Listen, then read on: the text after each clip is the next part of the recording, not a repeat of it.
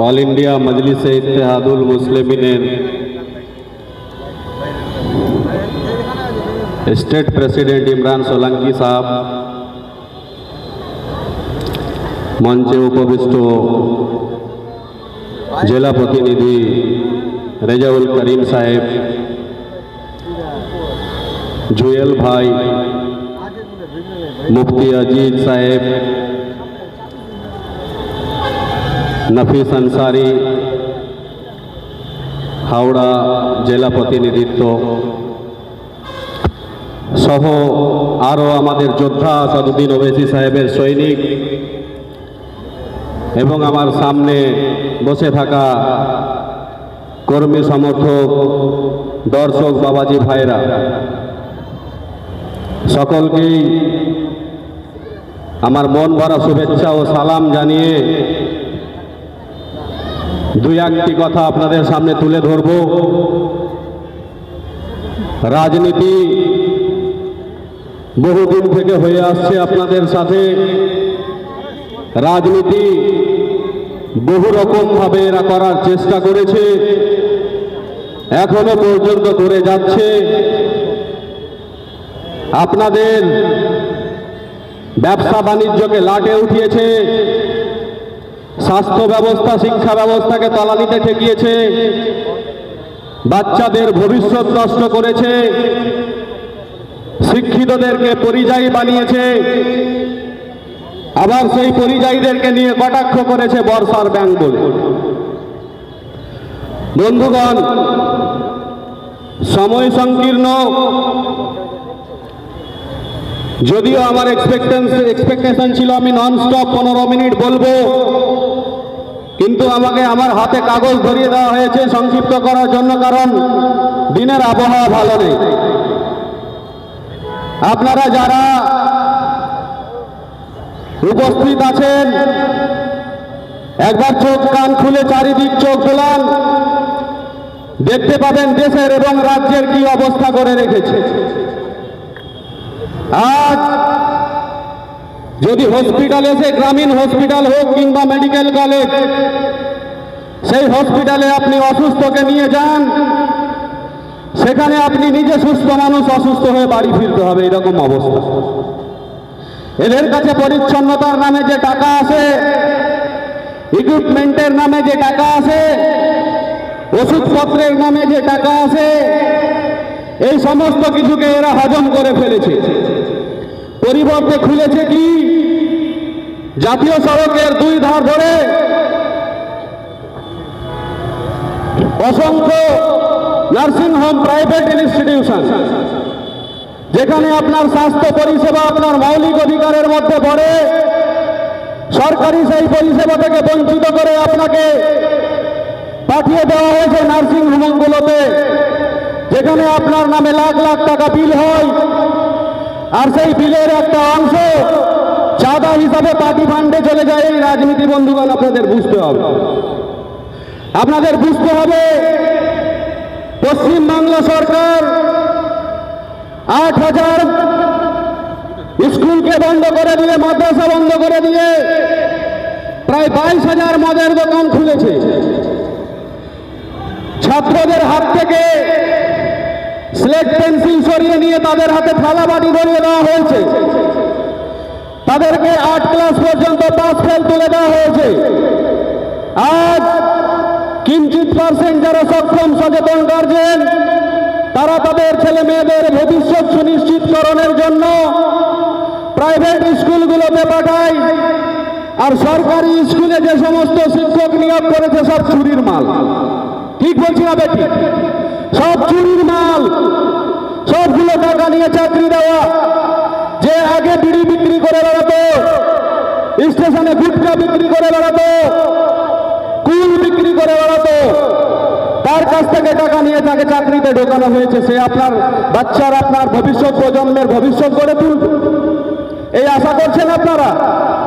লক্ষ্মীর ভান্ডারের নামে যে বীজ ছড়ানো হয়েছে, তাতে মহিলা সম্প্রদায় খুব খুশি হলো। এর পেছনের রাজনীতিটা বোঝা উচিত। আপনাকে 1,000 টাকা ধরিয়ে দিয়ে আপনার কাছ থেকে হাজার হাজার টাকা শোষণ করা হয়। আপনার কাছ থেকে ল্যান্ড রেকর্ডের নামে টাকা শোষণ করা হয়, আপনার কাছে পঞ্চায়েত ডিপার্টমেন্টের মাধ্যমে টাকা শোষণ করা হয়, আপনার থেকে ব্লকের থেকে টাকা শোষণ করা হয়, আপনার থেকে আরো অন্যান্য ডিপার্টমেন্টের মাধ্যমে টাকা শোষণ করা হয়। আপনার এই 1000 টাকার পরিবর্তে সারা বছর আপনাকে ঘুষের টাকা হিসাবে অনেক টাকা চুকাতে হয়। একবার চোখ বন্ধ করে হিসাব মিলিয়ে দেখবে। বন্ধুগণ, এরা রাজনীতি শুরু করেছে ব্রিটিশ যেভাবে 250 বছর ধরে রাজনীতি করেছিল ডিভাইড অ্যান্ড রুল পলিসির নামে। আজ তারা একই রাজনীতি শুরু করেছে, ডিভাইড অ্যান্ড রুল। আজ ব্যারিস্টার আসাদুদ্দিন ওয়াইসি ওনাকে বলছে বিজেপির বি টিম। আজ তারা নিজেরাই নিজেদের অস্তিত্ব ভুলে গেছে। উনি যখন 2011 সালে যখন পদাসীন হন, তখন কোন ডিপার্টমেন্ট থেকে উনি পদচ্যুত হয়ে এসেছিলেন, ইস্তফা দিয়ে এসেছিলেন, এটা আপনাদেরকে সার্চ করতে। উনি বিজেপির সাথে ঘর করেছেন, উনি অক্সিজেন জুগিয়েছেন আরএসএস কে, অথচ তার পান্ডারা, তার চামচারা, তার গোলামরা, এই সমস্ত 200 টাকার চাটুকাররা ব্যারিস্টার আসাদুদ্দিন ওয়াইসিকে বিজেপির বি টিম বলে কটাক্ষ করে। বন্ধুগণ, K B team, K C team আর কে এ টিম, এটা আমাদের উদ্দেশ্য নয়, এটা আমাদের শোনার প্রয়োজন নেই। আমরা এসছি লড়াইয়ে, এই লড়াই অব্যাহত থাকবে সাংবিধানিক অধিকার মেনে, ইলেকশন কমিশনারের রুল মেনে। যেভাবে আমরা লড়াই চালিয়ে যাচ্ছি, সেই লড়াই আমাদের অব্যাহত থাকবে।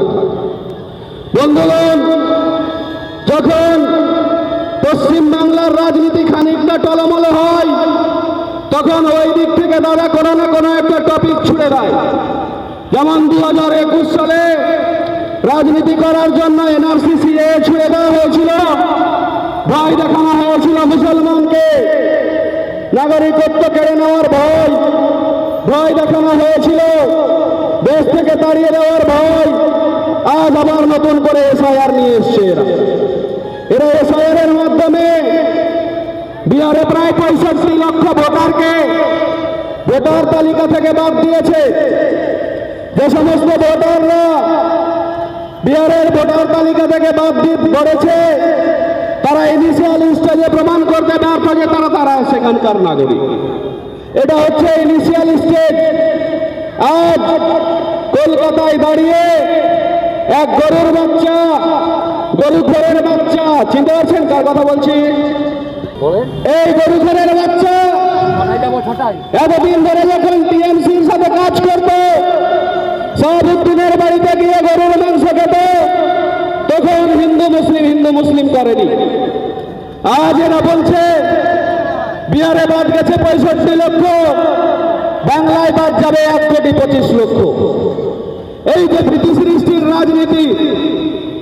আজ 70 বছর বয়সী আমার চাচা, দাদু, আমার বাপের বয়সের যে সমস্ত লোক যাদের কাছে বার্থ সার্টিফিকেট নেই, তাদেরকে বলা হচ্ছে ভোটার কার্ড, আধার কার্ড, রেশন কার্ডের মাধ্যমে নাগরিকত্ব প্রমাণ হবে না। নাগরিকত্ব যদি প্রমাণ করতে হয়, তাহলে আপনাকে বার্থ সার্টিফিকেট দেখাতে হবে। বলুন তো, 70 বছর বয়সী ওই কাকুটার কাছে, দাদুটার কাছে বার্থ সার্টিফিকেট কোথায় আসবে? বন্যা অধ্যুষিত অঞ্চলে যাদের ঘর বাড়ি তলিয়ে গেছে, সেখানেও আপনি কেলো করেছেন। মানিকচক থেকে শুরু করে ধুলিয়ান পর্যন্ত গঙ্গা নদীর তীরবর্তী গঙ্গা ভাঙন রোধে কোটি কোটি টাকা তছনছ করেছে, খেয়েছে সমস্ত টাকা, মানুষ পড়েছে বিপদে। যার বাড়িঘর তলিয়ে গেছে, সে আপনাকে কোথা থেকে কাগজ নিয়ে এসে দেবে যে ভারতীয় নাগরিক কি নয়? রাজনীতি করছেন ডিভাইড অ্যান্ড রুল পলিসি, ঘৃণা ছড়ানোর রাজনীতি। আজ আমাদেরকে বি টিম বলছেন আর আমাদেরকে একদিকে ঠেলে দিচ্ছেন। আপনারা গঠবন্ধন করছেন, জোট মহাজোট করছেন, সেখানে মুসলিম সম্প্রদায়কে বাদ দিয়ে আপনারা রাজনীতি করছেন। আর আজ বলছেন যে আমরা নাকি বি টিম সি টিম। বন্ধুগণ, বলার অনেক কথা আছে, সময় সংকীর্ণতার জন্য পরবর্তী বক্তারা অপেক্ষা করছে। আমি আমার বক্তব্য দীর্ঘায়িত করব না, আর একটা দুটো কথা বলে আমি আমার বক্তব্য ইতি ঘটাব। বন্ধুগণ, আজ এরা যে জুতো দাগের রাজনীতি শুরু করেছে, এই রাজনীতিতে শিক্ষা এবং স্বাস্থ্য যে মূল স্ট্রাকচার একটা জাতির ওপরে ওঠার, এটাকে একদম খতম করে দিয়েছে। আর আপনার মুসলিম ভোট চাই, কিন্তু মুসলিম প্রতিনিধি চাই না। মুসলিমের হয়ে যদি কেউ প্রতিনিধিত্ব করে, আপনি তাকে বি টিম সি টিম বলবেন, কিন্তু মুসলমানের ভোট নিয়ে রাজনীতি আপনি ঠিকই করবেন। আপনার রাজনীতি কে বোঝে না? আপনার এই ডিভাইড অ্যান্ড রুল পলিসি কে বোঝে না? আজকে বলছে গরুর মাংসর নামে রাজনীতি, যেখানে সেখানে নিগ্রহ, যেখানে সেখানে হত্যা, লিঞ্চিং আর মানুষের সাথে হয়রানি। আজ এর পেছনের রাজনীতিটা আপনারা বুঝুন। যে সমস্ত রাজনেতা গরুর মাংসর নামে রাজনীতি করছে, তাদেরকে আমি বলতে চাই, দেশব্যাপী যতগুলো কসাইখানা আছে, যতগুলো বড় বড় বিফ এক্সপোর্টার কোম্পানি আছে, তার 80% কোম্পানি ইউপিতে। আর যোগীর রাজ্য থেকে এই রাজনীতি করার কারণ এই দেশের উপজাও গরুর মাংস মানুষ সহজেই খেতে পারে 200, 250, 300, 350 টাকা দিয়ে। কিন্তু না, আপনি এর মাধ্যমে রাজনীতি করে খাওয়া বন্ধ করে দিয়ে সেই মাংসকে কসাইখানাতে পাঠিয়ে বিদেশে এক্সপোর্ট করবেন 1200, 1400, 1500, 2000 টাকা কেজি করে। এই রাজনীতি আপনি করতে এসছেন। আর সেই সমস্ত বিফ এক্সপোর্টার কোম্পানির কাছ থেকে 100 কোটি টাকা, 250, 300, 350 কোটি টাকা করে ইলেকটোরাল বন্ডের মাধ্যমে টাকা নিয়ে আপনি রাজনীতি করছেন। আপনি রাজনীতি করছেন মানুষের মধ্যে বিভেদ সৃষ্টির রাজনীতি। আপনি রাজনীতি করছেন মানুষের মধ্যে ঘৃণা ছড়ানোর রাজনীতি। এই রাজনীতি বন্ধুগণ আমরা চলতে দেব না। আমরা এই রাজনীতি খতম করতে চাই। আমরা চাই রাজনীতির মধ্যে যে স্বচ্ছতা আছে, ইমানদারি আছে, সেইটা মানুষকে দেখিয়ে দিতে। ব্যারিস্টার আসাদউদ্দিন ওয়াইসি সাহেবের যে আইডিওলজি, সেই আইডিওলজির মধ্যে যে কোনো খোট নেই, সেইটা আমরা মানুষকে বুঝিয়ে দিতে চাই। বন্ধুগণ, আমি আমার বক্তব্য আর দীর্ঘায়িত করব না। আমাদের স্টেট প্রেসিডেন্ট ইমরান সোলাঙ্কি সাহেব এখানে আছেন, আরো বক্তারা আছেন। আপনারা একবার আমাদের সাথে আসুন। ব্যারিস্টার আসাদউদ্দিন ওয়াইসি সাহেবের হাতকে শক্ত করুন। আপনারা এদের রাজনীতির ষড়যন্ত্র বোঝার চেষ্টা করুন। আপনাদের ভবিষ্যৎ, আপনাদের বাচ্চাদের পরবর্তী প্রজন্মটাকে সুনিশ্চিত করার ব্যবস্থা গ্রহণ করুন। বন্ধুগণ, আজ পিঠ ঠেকেছে দেওয়ালে। আজ যদি আপনারা ঘুরে না দাঁড়াতে পারেন, তাহলে এদের রাজনীতি দেশটাকে খতম করে দেবে। রাজনীতি করছেন ভালো কথা, পেট্রোল পাম্পে হিন্দুদের জন্য আলাদা আর মুসলিমের জন্য আলাদা মেশিন লাগানো নেই কেন? দাও না, দাও 40 টাকা করে পেট্রোল দাও হিন্দুদেরকে। আমরা 105 টাকা, 110 টাকায় কিনবো। তুমি দেওয়ার ব্যবস্থা করো, এই বোকা বানানোর রাজনীতি, হিন্দুর সাথে মুসলমানকে লড়িয়ে দিয়ে এই রাজনীতি চলবে। বন্ধুগণ, আজ দেশের যা পরিস্থিতি এরা তৈরি করেছে, এই পরিস্থিতি থেকে বেরিয়ে আসার জন্য আমাদেরকেই সোচ্চার হতে হবে, আমাদেরকে আন্দোলনমুখী হতে হবে, আমাদেরকে সজাগ হতে হবে, আমাদের এদের ষড়যন্ত্র বুঝতে হবে। আপনারা ব্যারিস্টার আসাদউদ্দিন ওয়াইসি সাহেবের হাতকে শক্ত করুন, আমাদের সাথে আসুন। আপনাদের আওয়াজকে আমরা আরো জোরালো করে দিল্লি পর্যন্ত পৌঁছে দেব ইনশাআল্লাহ তাআলা। আমি আমার বক্তব্য আর দীর্ঘায়িত করছি না। এখানেই আমি আমার বক্তব্য ইতি করছি। আসসালামু আলাইকুম ওয়া রাহমাতুল্লাহি ওয়া বারাকাতুহু।